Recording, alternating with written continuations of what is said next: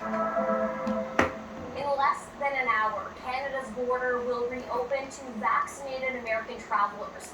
It comes after more than a year of restrictions. But there was some confusion amid residents in some border towns, including in Point Roberts. As Joel Ballard explains, residents there have been given exemptions to vaccination rules. Just off the tip of Tsawwassen, isolated from the rest of the U.S. Our population's gone from about 1,200 to roughly 800. You go anywhere on the road, you don't pass any cars, nothing happening, there's nothing, it's devastation. The people of Point Roberts cut off from friends and family. Like Annelle Norman, her daughter and grandson live in North Vancouver. How are you feeling about the Canadian border at least opening and being able to cross that border and see friends and see your family, see your daughter in North Vancouver?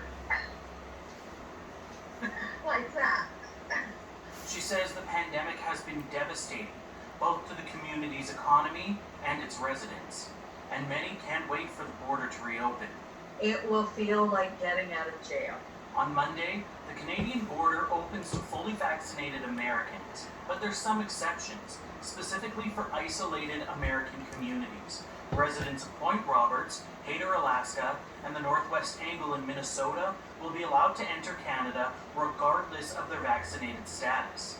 The Canadian Border Services Agency says they may enter Canada to carry out everyday functions and access goods and services within their neighboring Canadian communities. But some residents say the rules are unclear.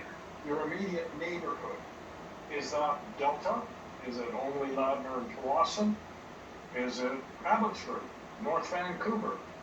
Can you visit relatives? So far, the U.S. has announced no plans to open its borders to Canadians, further hurting businesses in Point Roberts, which rely heavily on travelers from north of the border.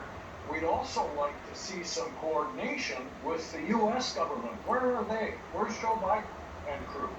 Amid the frustration, Calder admits he can't wait to see his grandchildren. And for Norman, she plans on hopping across the border and making a few pit stops at her favorite shops on Monday. I'll be picking up some Roy's Indian food. I'll be going to the Meridian Market. Joel Ballard, CBC News, Vancouver.